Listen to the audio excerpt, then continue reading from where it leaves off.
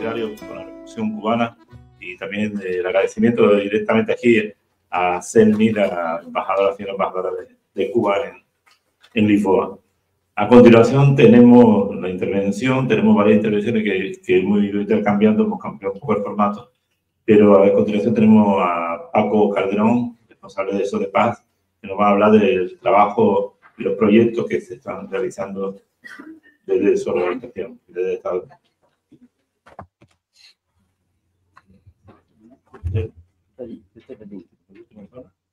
Que me ponga el último. Sí, no, para que se vea. Yo creía que ya no Había esperanza, había esperanza. No había esperanza, sí. Era un perrito esta mañana y bueno, se ha retrasado. Bueno, yo vengo en nombre de Sodepaz, que somos una ONG del Estado español que llevamos 30 años funcionando, 30 y tantos años, y donde ayer se hablaba de que hablásemos de por qué somos solidarios con Cuba.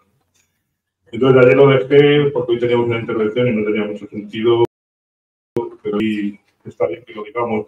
Y lo digamos como hay muchos motivos por ser solidarios con Cuba, en nuestro caso, en nuestra organización. Muchos son personales, otros son de la organización, y este es el más importante.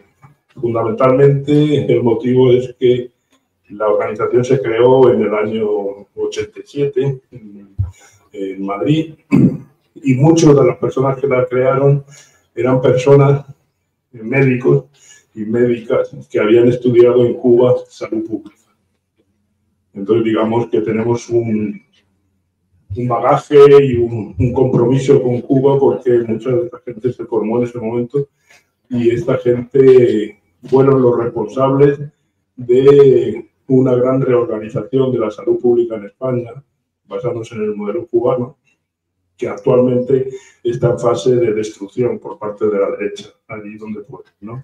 Por ejemplo, en la Comunidad de Madrid o en otras comunidades, en Andalucía, donde gobierna la derecha, están tirando para atrás y privatizando todo aquello que se había hecho de avance a partir de los años 80 con la salud pública en España, que fue de alguna forma fruto del estudio de salud pública en Cuba de los compañeros de nuestra organización, pero muchísimos más compañeros, porque en aquellos momentos se daban becas para estudiar salud pública en Cuba, que como se quitaron, y entonces hubo la oportunidad de estar ahí. Ese es uno de los motivos, tal vez el más importante, y luego, obviamente, 30 años de trabajo conjunto con los compañeros cubanos, porque ha hecho que el tema de la solidaridad sea una cosa cotidiana y normal, y que nosotros mismos formamos parte de organizaciones cubanas como la organización Cuba Solar, a la que se creó, y formamos parte de la creación de esta organización en el año 91-92 a favor de las energías renovables. Pero bueno, dicho esto, mi intervención va a ser un poco sobre un tema que es el que a nosotros nos ocupa más, aparte de la solidaridad. Nosotros estamos en todas las redes de solidaridad española, en el movimiento de solidaridad con Cuba, el MES, pero también en los temas de cooperación al desarrollo con Cuba, que es un tema que creemos que es muy importante. Que aquí se habla un poco, se habla mucho de solidaridad, pero de cooperación se habla muy poquito. Y ahora estamos viendo que precisamente los organismos cubanos nos piden más el tema de la necesidad de esta cooperación, por la situación de crisis, por la situación de bloqueo, por todas las dificultades que tienen para adquirir equipos y conocimientos y un montón de cosas. Entonces, nos están pidiendo cada vez más eso. Nosotros siempre hemos trabajado el tema de la cooperación, y en este momento con mayor motivo, ¿no? El año pasado hicimos un encuentro en Madrid de europeo de cooperación con Cuba, en donde participaron unos 80, 90 personas de España, pero también de otros países europeos, y se ha marcado una serie de estrategias que se alinean con las estrategias del gobierno cubano en el desarrollo de su modelo de desarrollo, su plan de desarrollo para hasta el 2030. Entonces, digamos que es muy importante en estos momentos el llevar a cabo las tareas de cooperación, más allá de las tareas de cooperación, de las actividades de cooperación o de los acuerdos bilaterales entre Estados o agencias internacionales tipo Naciones Unidas, que obviamente también es muy importante, pero ahí nosotros tenemos poco que decir.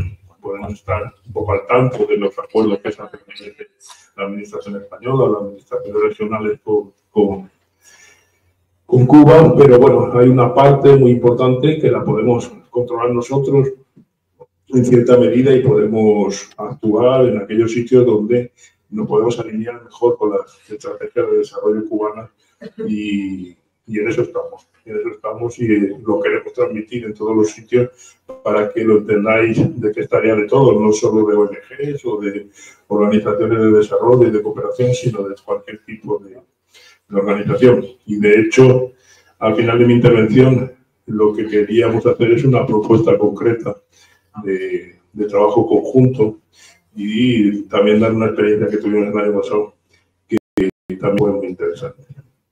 Bueno, en esencia, nuestra estrategia está publicada hace un año, una estrategia de trabajo para Cuba, que son de 4 o 5 años.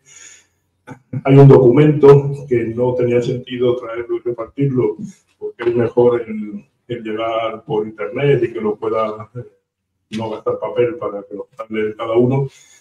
José Antonio tiene la dirección del link donde está publicado este documento, que le pido, bueno, ya se lo he pedido, pero vamos, se lo recuerdo que os lo haga llegar a todos y todas para que lo podáis tener disponible, para que sepáis cuáles son nuestras estrategias, cuáles son las estrategias de Cuba y cuál es el trabajo que en el futuro nos estamos planteando para trabajar en Cuba. Yo las voy a adelantar un esquema de prisa y corriendo, pero bueno, en el documento ese lo podréis leer con más detalles, es un documento importante y que ha sido un trabajo colectivo de nosotros con organizaciones cubanas también para ir avanzando en los próximos 4 o 5 años nuestro trabajo en cooperación. Básicamente, uno de los objetivos, una de las prioridades que nos hemos marcado es el tema de las energías renovables. Un compañero cubano en el año 92-93, cuando se formó esta organización que os comento, que es Cuba Solar, que es en Cuba la organización más importante para la promoción de las energías renovables, cuando en Cuba lo que se pensaba era que la estrategia era la energía nuclear, y de hecho se invertía mucho dinero para las centrales de fuego, pero había un sector de personas importantes en que creían que las energías renovables era el futuro, y de hecho actualmente en el plan de Cuba para el año 2030 la energía renovable es una de las estrategias fundamentales. Nosotros la hemos obviamente establecido también entre nuestras prioridades, y hay que decir que nosotros desde siempre, desde hace los 30 años uno de nuestros trabajos fundamentales ha sido la promoción, junto con Cuba Solar y otras entidades, como el Centro de Investigaciones Solares de Cuba, de Santiago de Cuba, de las energías renovables en la isla. En estos momentos, bueno, hasta este momento hemos hecho como unos 300 consultorios médicos, los hemos electrificado, diversos hospitales, hemos electrificado viviendas, hemos electrificado fincas productivas, riegos, muchísimo trabajo en ese sentido. Luego cuento la parte negativa, la parte no positiva, de momento la positiva. Y en el futuro, por ejemplo, en este momento estamos trabajando en la electrificación del Instituto Finlay de Vacunas, que como sabéis es uno de los 2 institutos que desarrollaron las vacunas cubanas contra el COVID. En concreto, 2 de ellas. Creo que 3. Una creo que no está todavía a nivel de vacunas, sino como un trabajo previo, pero 2 de ellas sí lo están. Entonces, estamos electrificando no todo el centro, porque es un centro muy, muy grande. La gente de Francia, el gobierno francés, va a electrificar va a hacer una inversión importante en el FINE, incluyendo la electrificación de otra parte, pero todavía quedará mucho que hacer. Y entonces, ¿con eso qué garantizamos? Garantizamos que el centro de vacunas, el Finlay, sea autosostenible, que no tenga que pagar una factura impresionante en divisas para el tema de la energía que necesita y que pueda desarrollar su trabajo, que en estos momentos es fundamental para el tema de las vacunas en Cuba, de las vacunas del COVID para otros países, pero sobre todo para la estrategia de vacunación en África. Muchas de las vacunas no de ahora, sino de hace ya mucho tiempo, que se distribuyen en África con acuerdos con otros países, son vacunas que son diseñadas y producidas por Finlay. Entonces, bueno, es un proyecto importante, un proyecto bonito, que está en fase de instalación. Los equipos ya están allí, se están instalando y esperamos que para mediados de año esté funcionando las instalaciones e intentaremos luego seguir adelante con nuevas financiaciones, si es que lo logramos. Otro de los campos en los que nos hemos planteado como estrategia es el tema de la soberanía alimentaria. Es obvio que es una necesidad fundamental. El tema de la alimentación es un tema que en Cuba es crítico, el tema del precio de los alimentos. No es que tanto la falta de alimentos, sino el precio de los mismos. Es decir, el precio de los alimentos para el ciudadano y la ciudadana es un precio muy alto, que es muy difícil que lo puedan pagar, que crea muchas tensiones sociales, y entonces garantizar la producción, garantizar la distribución, garantizar el que los alimentos se puedan mantener seguros, que se puedan conservar, que se puedan utilizar, y esto es una de las necesidades más importantes, que también es una de las necesidades que tienen, de los objetivos que tiene el país para el desarrollo de su modelo de desarrollo para el 2030, ¿no? Estas son dos de las áreas de las más importantes. Otra de las áreas importantes es el tema del trabajo en red. Es decir, tenemos que garantizar el trabajo en red para la cooperación fuera de Cuba, pero también dentro de Cuba. Es decir, conseguir que no trabajemos solo con una instancia, con una institución, con una cooperativa, sino con trabajar con diversas organizaciones cubanas, que haya una sinergia de esfuerzos, de capacidades, de equipamiento, etcétera, que nos pueda permitir que los proyectos que funcionen y que sean viables. Esos son tres, y luego una de la tercera, otro de los objetivos es el favorecer la cooperación sur-sur. Es decir, Cuba tiene muchas capacidades y de hecho lo ha demostrado, y se ha hablado, ¿no?, o ayer, del tema de los médicos cubanos que están en Italia, que están en Andorra, que siguen estando en Calabria, que están en medio mundo. Pero además de esos médicos, que muchas veces son acuerdos con los países y esto, existen muchos proyectos en el que Cuba colabora con universidades, colabora con organizaciones, colabora con transferencia de tecnología, por una serie de actividades que desde aquí queremos, y ya lo hemos hecho y lo estamos haciendo, es transferir ese trabajo para otros países. Tenemos ejemplos nuestros de trabajo con Cuba en Haití, en el que hemos estado trabajando con universidades cubanas y universidades de Haití para la transferencia tecnológica, como por ejemplo para la producción de insecticida biológico a partir de las semillas del árbol del NIM, pero también, por ejemplo, en El Salvador, que fue un proyecto pionero ya de hace años, y que fue la primera instalación que se hizo en Centroamérica y que fue referente en Centroamérica, estoy hablando de hace 15 o 16 años, de una instalación para el control de plagas, para el control biológico de plagas, gracias a la tecnología que la Asociación de Agricultores Pequeños de Cuba transfirió a una organización salvadoreña. Es decir, hay una serie de trabajos, en nuestro caso, en el tema de energías renovables, hemos trabajado mucho y hemos hecho también transferencias de otras tecnologías, pero el trabajo sur-sur, en el caso de Cuba, es un trabajo fundamental. ¿Cuál es la parte negativa de algunas de las cosas que estamos haciendo? Nosotros en este momento estamos haciendo un inventario en un municipio de la provincia de Guamá, que se llama, la provincia de Santiago, perdón, el municipio de Guamá, donde hemos trabajado unos 10 años en instalaciones fotovoltaicas, colegios, en escuelas, en dentro de salud, en casas de médicos, en viviendas, en un montón de sitios. Tenemos catalogadas unas 900 instalaciones que se han hecho en ese municipio. No todas financiadas por nosotros, ¿eh? Nosotros hemos hecho bastante, pero no solo nosotros. Entonces, lo que nos hemos dado cuenta hace 2 años, en una visita que hicimos allí de seguimiento, nos dimos de cara con la realidad. Y la realidad era que la mayor parte de las instalaciones no funcionaban. Están sin funcionar.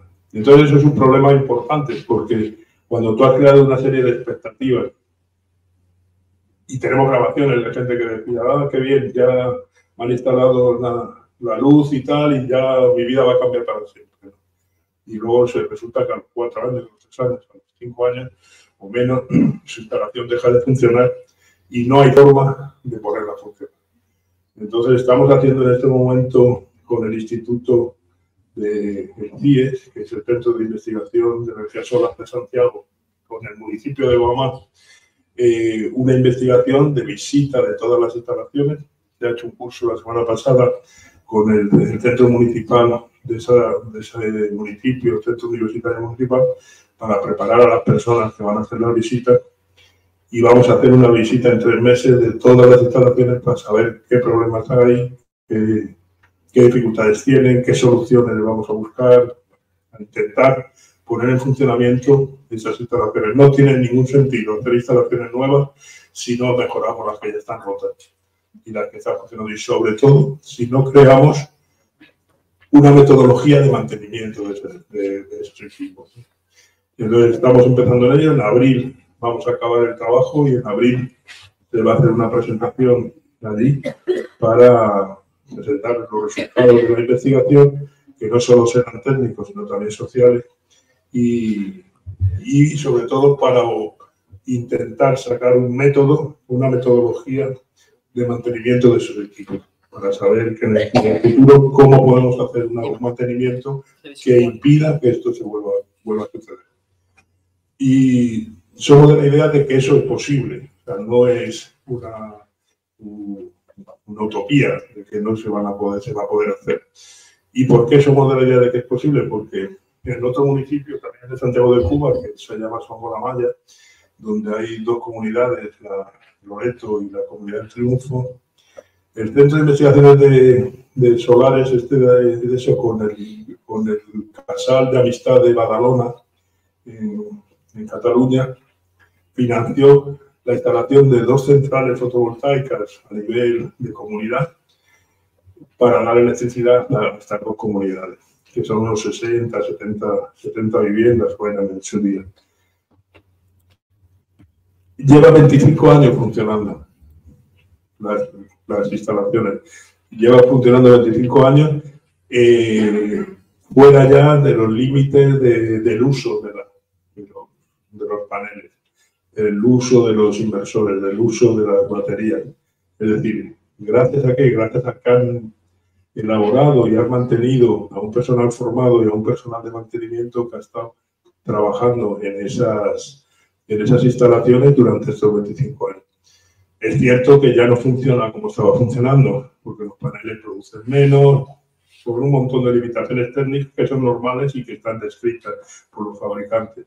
Entonces, lo que sí hemos conseguido es que este año vamos a financiar la actualización, la mejora, la sustitución de los paneles, sustitución de baterías, sustitución de equipos, lo que sea necesario para garantizar que sigan funcionando, y aquellos que estén en buen uso y tal, poderlos transferir a alguna otra comunidad que no esté todavía en esas condiciones. Digamos que es posible cambiar el método de mantenimiento y de dar seguimiento a los proyectos que sean. Lo dejo aquí en la parte de este trabajo. Estamos trabajando en más sitios, pero bueno, esos son de los que más eso. Lo que sí quería era contaros una experiencia del año pasado y haceros una propuesta. Ya que hemos venido, pues venimos a implicaros en este trabajo colectivo. O sea, no solo somos solidarios y vamos a discutir sobre la solidaridad con Cuba, sino también ver qué podemos hacer nosotros desde aquí, aparte de movilizarnos, porque es importante, y aparte de informar y todas estas cosas. A ver, nosotros el año pasado, a nivel del Estado español, nos llevó a nosotros, a nuestra organización, una petición del Instituto Cubano de Amistad con los Cubanos. Una petición que nos decía de que tenían un problema serio, ellos son los que dan el seguimiento a todo el tema de solidaridad a nivel mundial, y tenían un problema serio de comunicación con las organizaciones de todo el mundo con las que trabajan para poder mantener esta comunicación, porque con los apagones que había y que sigue ahí de forma permanente, los servidores del área de computación y eso se venían abajo, no había opción para ponerlos a funcionar, y había, o sea, una serie de intenciones que impedían, y sobre todo con los temas de horario, es decir, en Europa es de día, 10 por la mañana, tarde, luego en Australia de noche, ya hasta el día siguiente, es decir, conseguir que eso funcionase, tiene que funcionar de forma permanente para tener una comunicación ágil, ¿no?, de las campañas.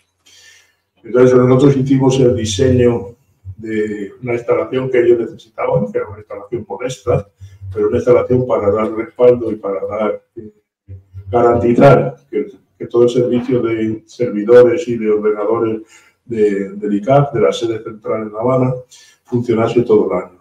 Hicimos el estudio técnico y lo que propusimos fue a las organizaciones de solidaridad del Estado español el que, sin necesidad de pedir dinero a nadie, el que pudiésemos conseguir la autofinanciación a través de pequeñas cuotas de cada una de las organizaciones para comprar los equipos, para mandarlos, para instalarlos y para ponerlos a funcionar.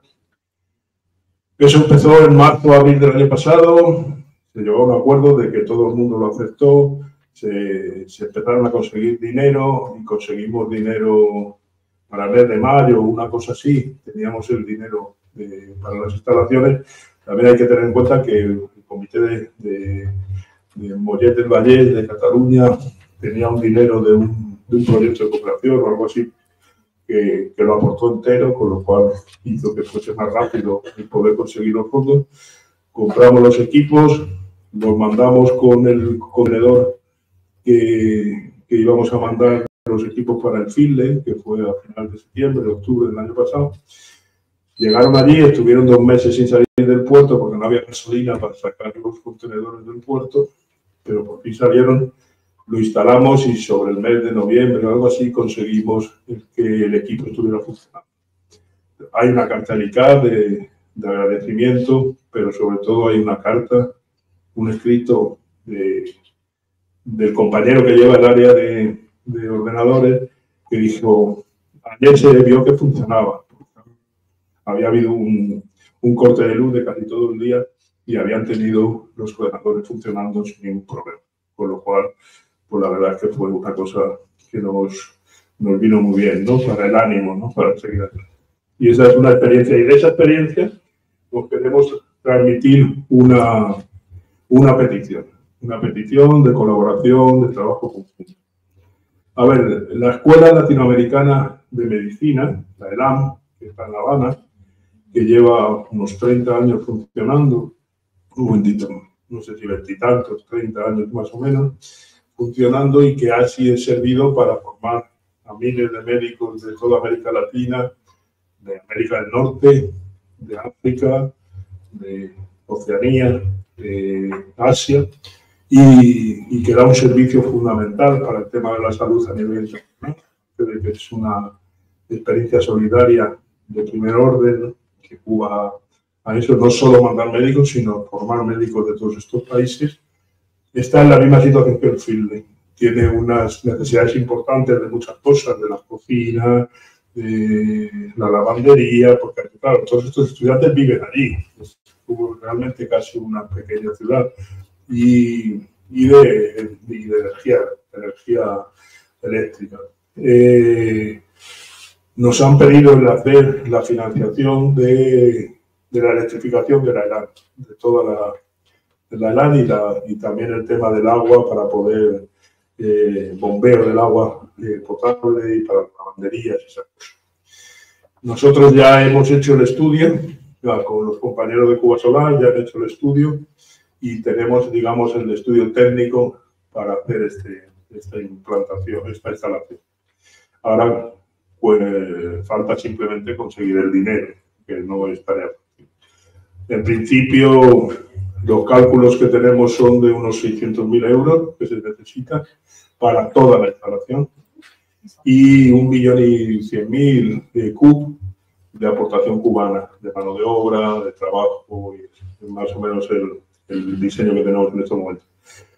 Pero también sabemos que no es necesario hacerlo todo a la vez. O sea, como está conectada todo el sistema eléctrico al sistema nacional, permite que podamos ir haciendo pequeñas aportaciones menores y cada vez que tengamos fondos ir aumentándolo, con lo cual no es decir, tenemos los 600.000 euros o no hacemos nada, sino que vamos a poder hacer. Lo que se calcula es que el ahorro que puede significar para la ELAM en divisas es alrededor de 150.000 euros al año, que es lo que ellos gastan, o parte de lo que ellos gastan, en el tema de eléctrico, que lo tienen que pagar en divisas. Lo tienen que pagar en divisas y lo tienen que sacar de la economía nacional. Es decir, que si eso se lo quitamos a la ELAM, también se lo estamos quitando al Estado cubano. Entonces, la propuesta es esa, que estamos ya en trabajo con otras organizaciones. Nosotros formamos parte de Medicuba Europa. Ya tenemos el acuerdo con ellos de que ellos también se integrarán en el proyecto. También otra organización de Suiza, de la AMCA, también, de hecho, son ellos los que han pagado el estudio técnico y falta hacer algunas partes del estudio más social, más de saber cuántos alumnos hay, con todas estas cosas que todavía no lo tenemos cerrado. Y con la gente de Cuba COP de Francia también están viendo el proyecto, con lo que trabajamos con ellos. Y algunas organizaciones a nivel de España que son organizaciones más pequeñas, más locales, que también están en el análisis de la participación. Entonces, bueno, os pedimos que el que está interesado en poder participar y que os mandemos el proyecto y que veamos si podéis conseguir financiación, si podéis aportar dinero, si podéis aportar subvenciones que pudieran conseguirse, pero poder hacer un plan de trabajo conjunto para lograr que la ELAN, entendemos que además de la importancia para la ELAN en sí, es una importancia para la solidaridad y para todos los países. En ese sentido, los compañeros y compañeras que sois de América Latina y de África, pues es un compromiso importante, porque muchos de los beneficios que la ELAN está dando es precisamente para países de los que estáis aquí, ¿no? Entonces, de formar a médicos, formar a especialistas en vuestro país. Entonces, bueno, es un compromiso que nos gustaría que fuese un trabajo en red, que no fuese un trabajo de una organización sola y que tiene una repercusión política bastante importante lograrlo, en dar que la ELAN sea un organismo autosostenible y que en el tiempo funcione. Y bueno, lo dejo aquí. El documento ese de estrategias ya os lo mandarán. Y el que quiera participar o que le mandemos más información, tanto del proyecto de la ELAN como de otras cosas, de los trabajos que estamos haciendo, me vais dando los datos y ya os vamos facilitando. El proyecto técnico ya le tenemos, o sea que lo podemos mandar por WhatsApp sin mayor problema. Y el proyecto, más información, pues la que se vaya generando, la iremos dando también de las financiaciones que vayamos consiguiendo en el futuro para poder tirar para adelante con este proyecto. Y ya no os aburro más y paso al resto de los compañeros. O si tenéis alguna pregunta.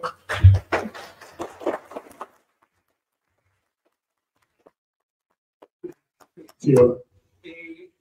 Vos cuando comentabas este trabajo que indudablemente es importantísimo, hablabas de esa parte que por falta del mantenimiento y demás no había un seguimiento y se perdían ciertas prestaciones en ciertas localidades. Pues, se perdía la capacidad de casi total en muchos casos. No hay posibilidad de llegar a algún acuerdo, formación, por ejemplo, están en desarrollo las cooperativas en Cuba o con alguna otra, armar una estructura dentro mismo de Cuba que haga el seguimiento del trabajo que hacen ustedes de aporte.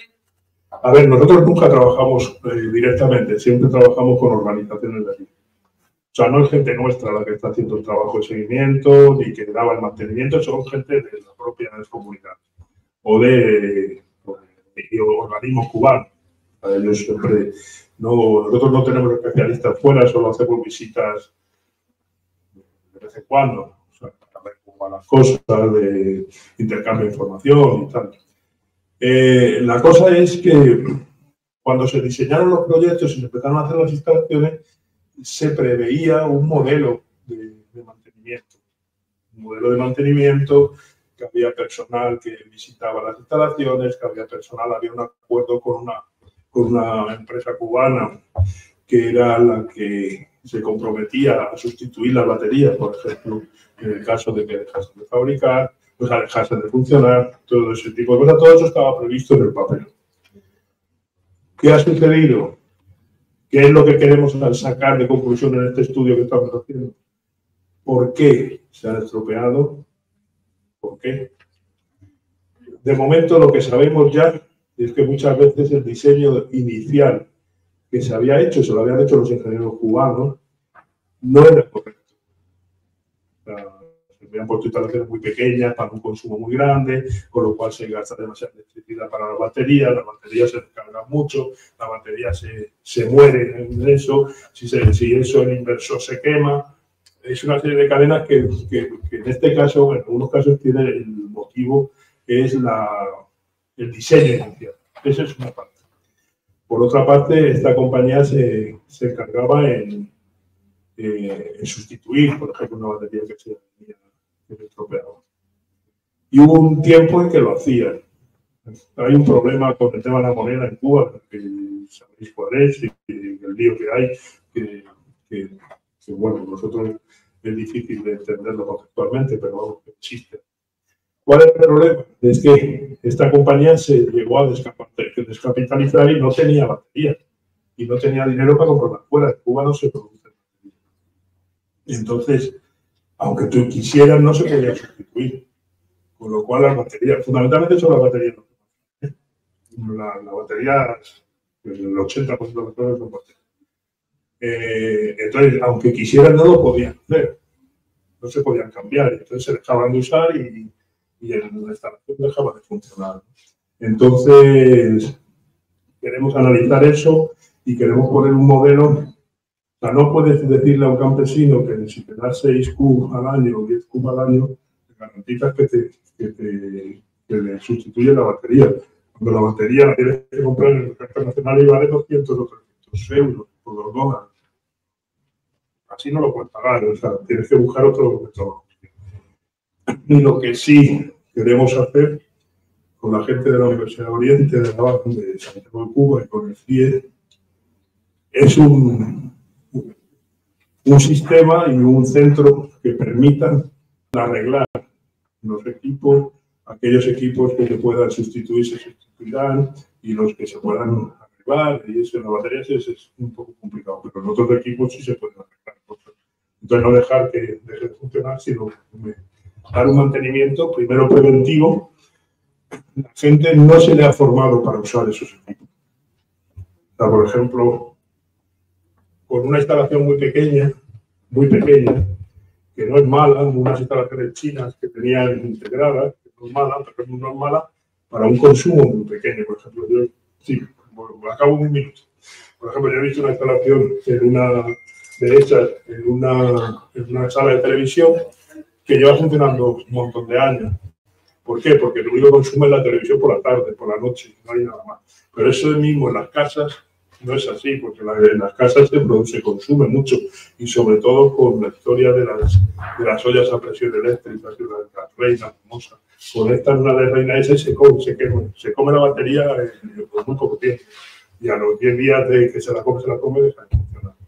Bueno, lo dejo porque ya me están haciendo señas. Sí, porque tenemos... Sí, ya. Vale, pues nada, gracias, y el que quiera que esté en contacto, pues...